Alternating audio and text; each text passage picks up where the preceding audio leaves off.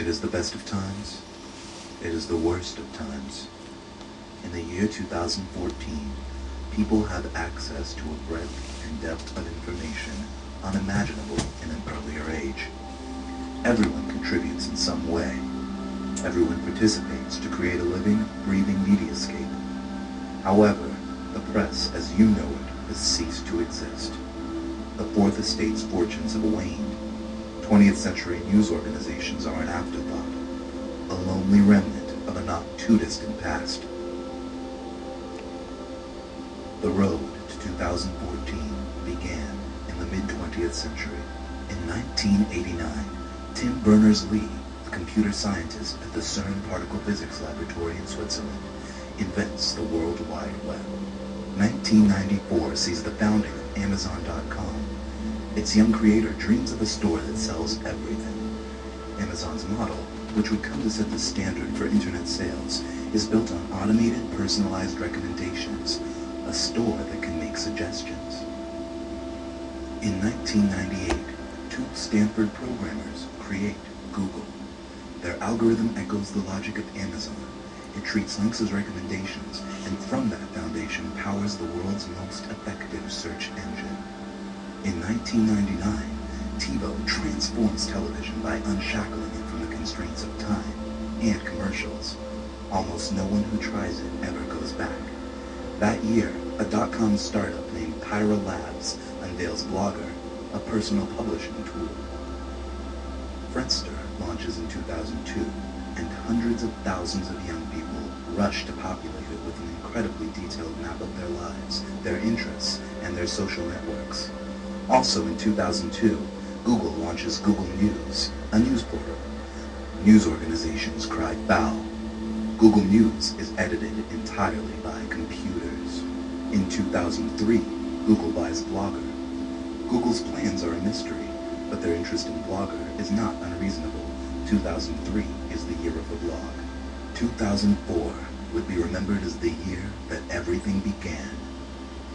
Reason magazine sends subscribers an issue with a satellite photo of their houses on the cover and information custom tailored to each subscriber inside. Sony and Philips unveil the world's first mass-produced electronic paper. Google unveils Gmail with a gigabyte of free space for every user. Microsoft unveils Newsbot, a social news filter.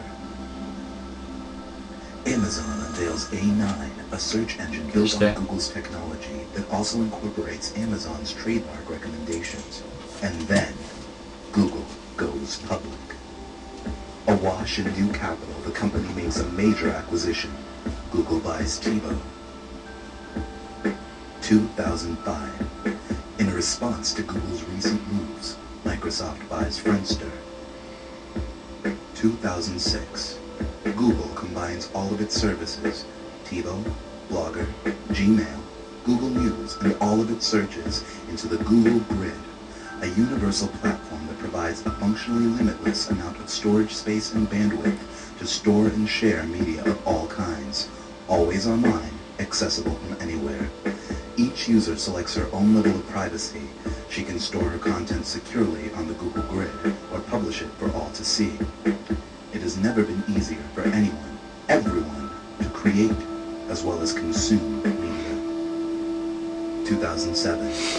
Microsoft responds to Google's mounting challenge with Newsbotster, a social news network and participatory journalism platform. Newsbotster ranks and sorts news based on what each user's friends and colleagues are reading and viewing, and it allows everyone to comment on what they see. Sony's e-paper is cheaper than real paper this year. It's the medium of choice for Newsbotster. 2008 sees the alliance that will challenge Microsoft's ambitions. Google and Amazon join forces to form googlezon. Google supplies the Google Grid, unparalleled search technology.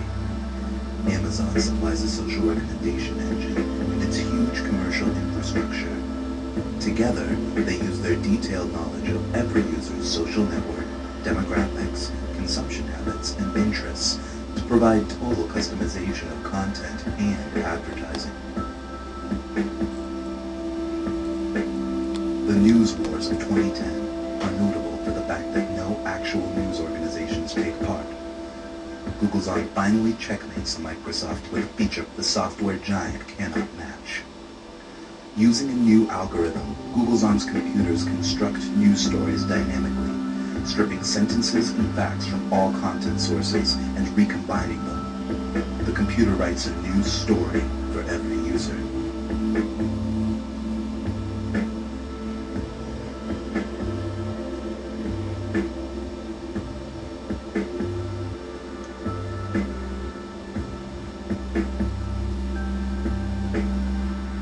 In 2011, the slumbering fourth estate awakes to make its first and final stand. The New York Times Company sues googlezon, claiming that the company's fact-stripping robots are a violation of copyright law. The case goes all the way to the Supreme Court, which, on August 4th, 2011, decides in favor of googlezon. On Sunday, March 9th, 2014, googlezon unleashes Epic. Sprawling, chaotic mediascape is filtered, ordered, and delivered. Everyone contributes now, from blog entries to phone cam images to video reports to full investigations. Many people get paid too, a tiny cut of Google's immense advertising revenue proportional to the popularity of their contributions. Epic produces a custom content package for each user using his choices, his consumption habits, his interests, his demographics, his social network to shape the product. A new generation of freelance editors has sprung up, people who sell their ability to connect, filter, and prioritize the contents of Epic. We all subscribe to many editors. Epic allows us to mix and match their choices however we like. At its best, edited for the savviest readers, Epic is a summary of the world deeper, broader, and more nuanced than anything ever available before. But at its worst, and for too many, Epic is merely a collection of trivia, much of it untrue, all of it narrow, shallow, and sensational. But Epic is what we wanted. It is what we chose. And its commercial success preempted any discussions of media and democracy or journalistic ethics. Today, in 2014, the New York Times has gone offline. In feeble protest to googlezon's hegemony, the Times has become a print-only newsletter for the elite and the elderly. But perhaps there was another way.